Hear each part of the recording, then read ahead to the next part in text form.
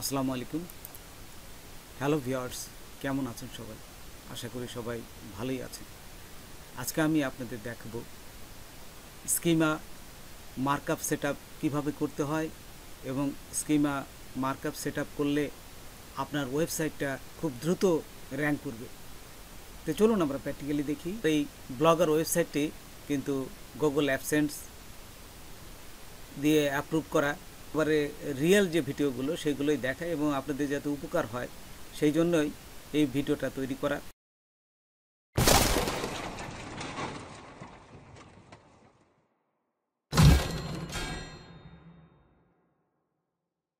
তো দেখুন, প্রথমেই গুগল ওয়েবসাইটে চলে আসবেন। এখান থেকে লিখবেন www স্কিমা জেনারেটর। এখানে লেখার সাথে সাথে এখানে চলে আসবে স্কিমা মার্কআপ জেনারেটর। এখানে ক্লিক করবেন। ক্লিক করার পর এইখানে দেখুন যে একটা অপশন আসবে এবং এখানে এই যে ছোট্ট একটা আইকন আছে উপরে, এখান থেকে আপনারা আর্টিকেল, যেহেতু আমরা ব্লগার ওয়েবসাইটে কাজ করব সেই জন্য এখানে আমরা এই আর্টিকেলটা সিলেক্ট করব। তারপর এই যে আর্টিকেলের নিচে দেখুন এখানে আছে ব্লগ পোস্টিং, আমরা এটা সিলেক্ট করব এবং ইউআরএলটা কোনটা দিবেন, যে আপনারা দেখবেন যে আমি এই পোস্টটা করব, এই পোস্টের যে ইউআরএলটা এই যে উপরে এখান থেকে সিলেক্ট করলাম। আচ্ছা, কপি করে এখানে পেস্ট করলাম।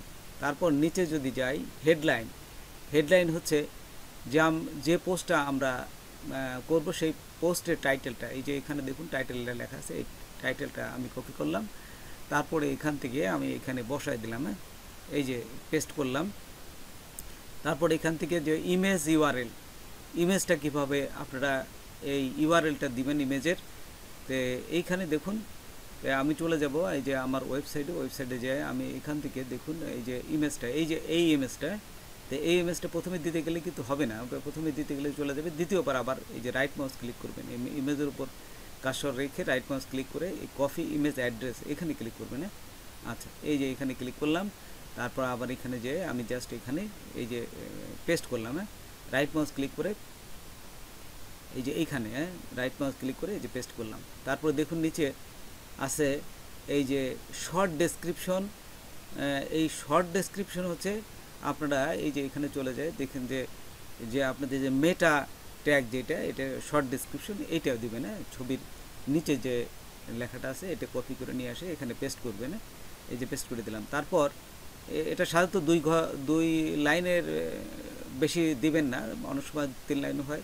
যত ছোট করতে পারেন ততই ভালো। আচ্ছা, অ্যাঙ্কর টাইটেল এটাকে পার্সোনাল দিবেন। তারপর এই যে অ্যাঙ্কর, এখানে আপনার যে ওয়েবসাইট আছে তার নামটা দিবেন। তারপর আমার যে ফেসবুক প্রোফাইল আছে আমি এখানে চলে গেলাম। এখানে যাই আমি যে ফেসবুক ইউআরএলটা কপি করে আমি এই যে অথর ইউআরএল হচ্ছে ফেসবুকের এই যে ইউআরএলটা দিয়ে দেবেন। আচ্ছা, পাবলিশ, এখানে যখন এই যে পাবলিশে দেখুন এখানে ক্লিক করার সাথে সাথে পাবলিশটা কি আপনাদের ডোমেন যে নামটা আছে সেই ডোমেনটা দিয়ে দেবেন। এই যে আমার এই ডোমেনের নাম দেখুন, আমি এই ডোমেনটা দিয়ে দিলাম। তারপর এখান থেকে এই যে উপরের যে আপনাদের লোগোটার আছে, উপরে যে লোগোটা আছে এইটা কপি করবে। এই প্রথমবার দিলে হবে না, আবার দ্বিতীয়বার দেবেন। এই যে রাইট মাউস ক্লিক করে তারপর এই যে কপি ইমেজ অ্যাড্রেস এখানে ক্লিক করবে। ক্লিক করার পরে এখানে দেখুন পাবলিশ লোগো ইউআরএল, এই যে এখানে পেস্ট করবেন। আচ্ছা, এখানে দেখুন দুটো জিনিস আছে, যে আপনি এই যে পোস্টটা করছেন সে কবে পোস্ট করছে সেই পোস্টের তারিখ দিবেন। আর সে যদি আগে হয় সে আগেরটা দিবেন। তো দেখুন এই যে আমি যে পোস্ট করেছিলাম এই পোস্টের তারিখ হচ্ছে এই যে এখানে দিলাম, এইটা এখানে দিবেন। তারপর আজকের তারিখ, এই যে পাবলিশ করতেছেন কবে এই তারিখটা দিবেন। দেওয়ার পর উপরে দেখুন এই যে কপি লেখা আছে, এই যে এখানে কপিতে ক্লিক করবেন। আমরা অলরেডি এই কোডটা কিন্তু পেয়ে গেলাম। এখন এই পোস্টটা চেক করব আমরা আসলে ঠিক আছে কিনা।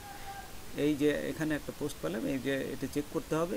চেক করতে গেলে তো দেখুন এই যে স্কিমা মার্কআপ চেকার এখানে ক্লিক করবে।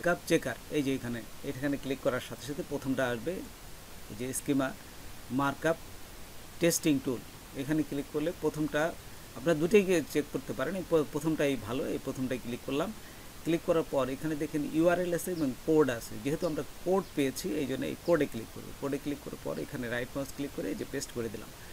তারপর নিচে গেলাম, এই যে দেখুন টেস্ট কোড আছে, টেস্ট কোডে এখানে ক্লিক করবেন। এখানে ক্লিক করার পর একটু সময় নেবে, আপনারা অপেক্ষা করবেন। এই যে অপেক্ষা করার পরে এখানে দেখুন যে এই যে অন ভ্যালিড আইটেম ডিরেক্টেড, আচ্ছা এখানে দেখুন এখানে ঠিক আছে।